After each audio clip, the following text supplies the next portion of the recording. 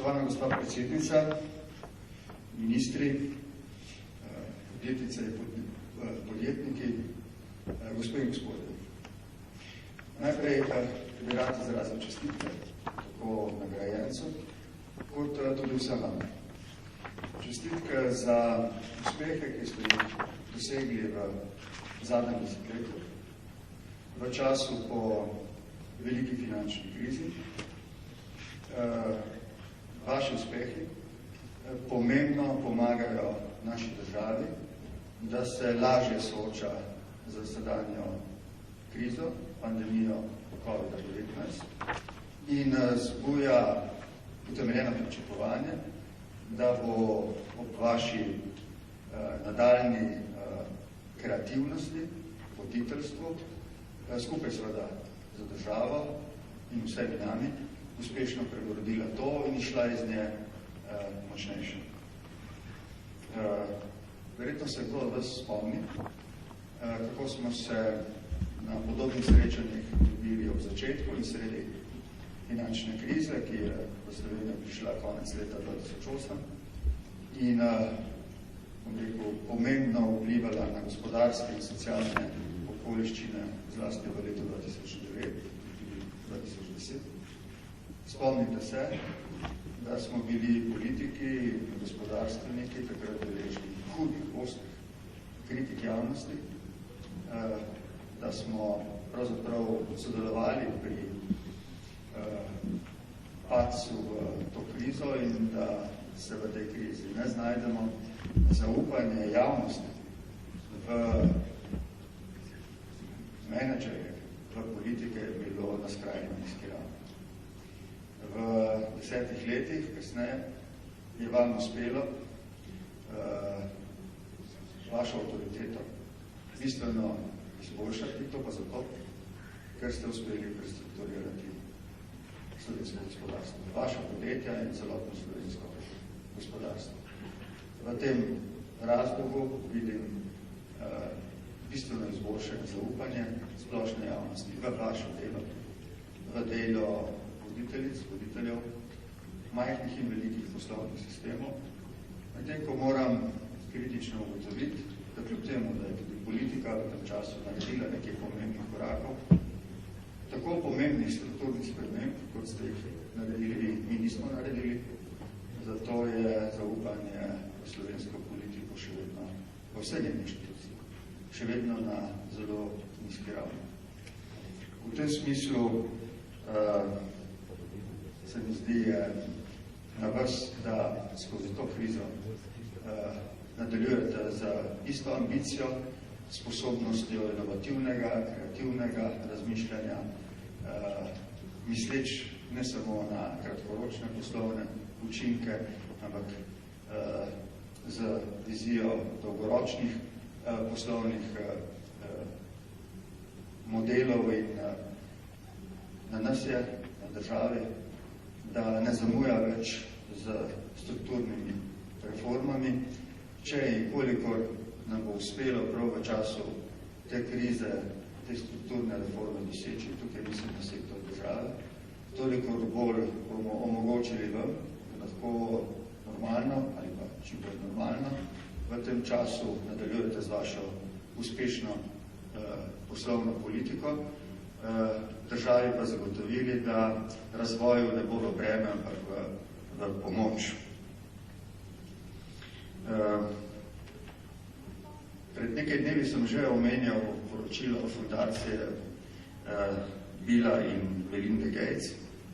To poročilo se mi zdi pomembno tudi zato, ker v njem lahko na podlagi prepričljivih podatkov razumemo direktorja te fundacije, Marka Salzmana, ki pravi, da so v poročilu izračunali, da bi ob vseh razpoložljivih podatkih, ki so na voljo in predvidevanih, lahko pričakovali normalizacijo gospodarskega in javnega življenja na globalni ravni v prvi polovici leta 2024.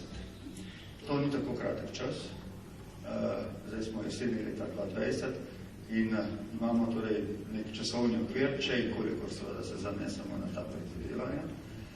ki nam da vedeti, da se v tem času svet ne bo ustavil, da bo šel naprej, kdo se bo ustavil, bo ostal in verjetno propadal. Samo tisti med vami in med nami, ki bodo šli naprej, lahko upajo, da bodo ne samo preživeli, ampak se odprli nove horizonte svojih uspehov. Zdi se mi pomembno reči, da tako kot pri slehernem od vas, ko razmišljate o pogojih za vašo konkurenčnost na domačem in globalnem trgu, zlasti globalnem, tako se mi zdi, mora tudi v teh zelo neprijaznih časih, težkih časih, o tem razmišljati država. In o tem sem se namenil spregovoriti nekaj besed in mislim, da bom v tem smislu najbolj odgovoril na predlog z vaše strani za ta moj nastop. Naj rečem, da se mi zdi vaša lanska odločitev, da pripravite neko poročilo, nek dokument, ki bi poskušal odgovoriti na centralno vprašanje našega časa, vprašanje zagotavljanja naše konkurenčnosti v globalni ekonomiji, razsijaje. Letos imamo pred seboj poročilo, ki ga je predstavil, o katerem je že govoril minister in je nastalo pod vodstvom dr. Mramorja. Mislim, da je to ena sjajna podlaga za en začetek socialnega dialoga ali pa širšega družbenega dialoga z upanjem, da bi skozi čas, ne čez noč, prišlo do nekega dogovora, rekel bi mu širši družbeni dogovor o naših ciljih in smereh razvoja, ki bi bili seveda najprej predvsem povezani z rastjo produktivnosti, povečanjem naše konkurenčnosti, kar je oboje prvi in nujen pogoj tudi za solidarnost in socialno stabilnost. Tudi za zelo pomemben cilj, to je zaustavitev večanja neenakosti v družbi, ki pomembno destabilizira vsako politično in socialno okolje, tudi naše. Tudi ta cilj je zelo relevanten. Zato to ni samo dokument, ki bi zanimal poslovni svet, podjetnike, podjetnice, gospodarstvo, ampak je to seveda dokument, ki lahko in še kako sme zanimati tudi sindikate, njihove članice in člane in seveda državo. Minister in drugi bodo lažje in bolje odgovorili od mene, imajo tudi pristojnost za to, da povedo, kakšne načrte bi lahko razvili v naslednjih mesecih, da bi se tak širši dialog začel. Jaz tukaj želim v tej priložnosti samo poudariti, kako nujen je in v kako zapletenih časih bo potekal, če se zanj odločimo. Vsekakor, naj bo zelo jasen, tak dialog je izjemnega, morda celo nenadomestljivega pomena za neko trajno okrevanje gospodarstva med in po krizi in njeno večjo produktivnost in konkurenčnost. To pa pomeni za sindikate tudi zagotavljanje delovnih mest, dobro plačanih delovnih mest, potrebno fleksibilnost seveda na trgu dela, zagotovitev stabilnih pogojev na trgu kapitala. Vse to se mi zdi, da je v interesu delodajalcev, delojemalcev in nenazadnje tudi države, ki mora opraviti nekaj svojih domačih nalog, ki jih v zadnjih letih ni opravila. Kot sem prej rekel, ne smemo biti do konca kritični reči, da nič ni naredila. Seveda so bili tukaj narejeni nekateri koraki, kot je bil recimo korak glede sanacije bančnega sistema in še kaj, kar je pomembno vplivalo na to, da so se vendarle stabilizirale gospodarske razmere, ampak nekatere strukturne reforme temu priznam odlašamo. Premikamo čas diskusij in odločitev povezanih z njim. Glede, bom dal samo en primer. Če smo v zadnjih letih zlasti ugotavljali 20 let star zdravstveni sistem, ne odgovarja več potrebam časa, potem me ne bo nihče kot nepoznavalce prepričal, da je ta zdravstveni sistem zdaj optimalen za soočenje s krizo in za časom po njej. Gotovo, da ne. Zdaj je potrebno razmišljati hkrati o sanaciji teh razmer povezanih s COVID-19, o strukturnih spremembah v javnem zdravstvu, da ga bomo ohranili in da bo to zdravstvo konkurenčno, ker živi znotraj skupnega evropskega zdravstvenega sistema. To so nekatere izmed nalog, ki čakajo državo v razmerah, in to je zdaj drug poudarek, ki niso naklonjene dialogu, ki niso naklonjene kompromisu. Jaz moram na tem mestu pred vami, ker ste pomembni voditelji v naši družbi, izraziti mojo skrb, veliko skrb, da smo vse bolj priča situaciji, v kateri se v politiki ti politični duhovi vse bolj razhajajo, ne zbližujejo. Da boste rekli, to ni naša skrb, to je vaša skrb. To je naša skupna skrb. Vsi, ki verjamemo, da mora obstajati vedno neka platforma, na kateri se številne razlike, tudi v konceptih razvoja, morajo nekako srečati in se oblikovati neki konsenzi. Vsi tisti imamo zdaj in veliko odgovornost in zelo težko nalogo, da pri tem ustrajamo, da smo prepričljivi to dosežemo. Če ne, če nam to ne bo uspelo, vsem vam in meni, ki v to verjamemo, če to ne bo uspelo, se bodo ti politični duhovi do konca rašli. Vse s tem nimamo težave samo v svetu. S tem imamo težave tudi v Evropi in marsikje druge po svetu. Tudi v tistem delu zahodnega sveta, ki bo dolgo leta za zgled. Ampak ta razhajanja političnih duhov, kjer je pomembno, da si naš in da si proti drugemu, kjer ni prostora za kompromise, kjer je tisti, ki izkuša doseči slabič, v takih pogojih tega dogovora, o katerem ste danes govorili, ni mogoče doseči. Zato je, gospe in gospodje, ena od naših nalog kot voditeljev, to je naša odgovornost do ljudi, ki jih predstavljamo, da vzpostavimo znova zaupanje v konsenzualno politiko. In poslovno in politično. V moč dogovora, ki presega razlike, ki nas lahko na dolgi rok, bom rekel, blokirajo, ki nas paralizirajo v razvoju. Znašli smo se v trenutkih odločilnih za usodo naše družbe glede tega vprašanja. V najtežjih pogojih, sredi krize COVID-19, ampak ravno tukaj se zdaj preizkuša naša sposobnost, da bomo te situacije obrnili sebi v prid ali sebi v škodo.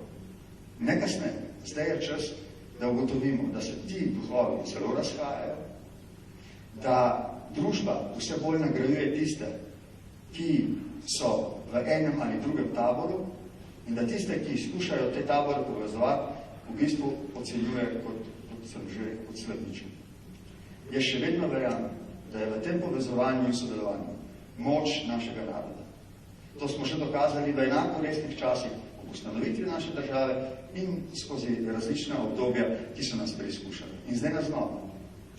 Samo moramo priti vsi skupaj do spoznanja, da smo v situaciji, ki je resna in nas mora skrbeti. V situaciji, v kateri je sovražni govor postal legitimen, v katerem je stigmatizacija političnih nasprotnikov prešla v situacijo, ko se o njih govori kot o političnih sovražnikih, v situacijo, kjer se razlike privede do takih skrajnosti, ki terjajo pravzaprav izključevalnost. Za vaše interese, za vaše skrbi, ki jih imate, je zelo pomembno, da v slovenski politiki znova prevlada moč dialoga. Mi smo se s tem že izkazali. Mi imamo s tem izkušnje. Mi smo že dosegli ogromno. Ampak zdaj je znova čas, da oživimo zaupanje v ta dialog in v doseganje potrebnih kompromisov. Zdaj je ta čas. Če ga bomo zamudili, boste na koncu tudi vi, kljub vašim vizijam, kljub vašemu voditeljstvu, kljub vašim odrekanjem, manj konkurenčni in manj produktivni in manj uspešni, kot bi lahko bili, če bi bili mi vsi skupaj kot družba sposobni spremeniti razpoloženje, ki zdaj postaja prevladujoče. Iz tega precej hostilnega v eno malo bolj, kako bi rekel, konsenzualno. To sem želel, spoštovana gospa predsednica, danes reči vam, vi ste pomemben del naše slovenske družbe. Ljudje imajo po mnogih letih znova veliko zaupanja v vas. Verjamejo, da ste sposobni gledati čez svoje oske osebne ali celo poslovne interese, da vidite to, čemu rečemo družbena odgovornost, da vidite dejansko čez kratkoročne dobičke v eno filozofijo trajnostnega razvoja, da je tukaj nekaj, kar je obetavno, torej v kar ljudje zaupajo. Prosim vas, da uporabite svojo avtoriteto, ki jo imate, zato, da se pridružite naporom tistih, ki skušajo vrniti konsenzualni politiki upanja. Mehko narod, kot smo Slovenci, smo od take konsenzualne politike življenjsko odvisni.